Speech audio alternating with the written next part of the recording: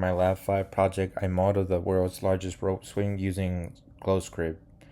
For this project, I wanted to see whether a simple ideal pendulum model could explain the jumper's motion, speed, and rope tension during the swing. The main idea behind this lab is taking a real world system, simplifying it with physics, and then testing whether the model still makes a useful prediction. In case I used the rope swing video as the real system and I built the simulation to compare it against it. My main question was how well can an ideal pendulum um, style physics model predict the motion of the jumper in the world's largest rope swing. I chose this system because the motion is dramatic, but it still follows a pattern that physics can describe. The jumper moves in a large arc, speeds up a lot on the way down, and then slows back down as the swing rises again. So even though the real motion looks complicated, gravity is still controlling the overall behavior. I wanted to test whether a simplified pendulum model could reproduce that main motion and predict where the greatest speed and rope tension could happen. My observation source was the rope swing video itself. From watching the video, a few things stand out right away. First, the jumper follows a wide curved path that looks a lot like a pendulum motion. Second, the jumper accelerates rapidly downward. And third, the motion appears strongest near the bottom of the swing.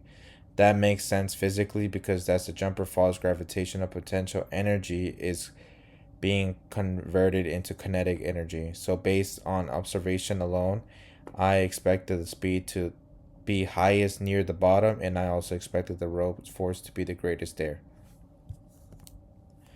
To make the rope swing easier to analyze, I treated jumper as an ideal pendulum. That means I assume the rope length stays constant, the jumper can be treated like a point mass, air resistance is ignored, and I also ignored rope stretch and body position changes. I also had to estimate values like mass and rope length.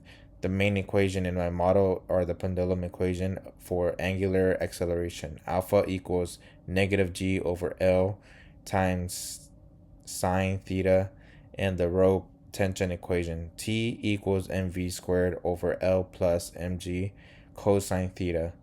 The physics idea here is that gravity causes the swinging motion, potential energy changes into kinetic energy near the bottom, and tension becomes largest when the speed is largest. So even though the model leaves out some real world details, it should still predict the main pattern of the motion. After setting up the model, I coded the simulation in GlowScript. The program updated the swing frame by frame and continuously calculates the angle, speed, tension, and elapsed time. It also keeps track of the maximum speed and the maximum tension reached during the motion. Visually, the simulation shows the pendulum swinging in an arc along with the path of motion and the live values changing as the swing moves. At this point in the presentation, I would show a short screen recording of the simulation. So, as you can see, this is what it was doing.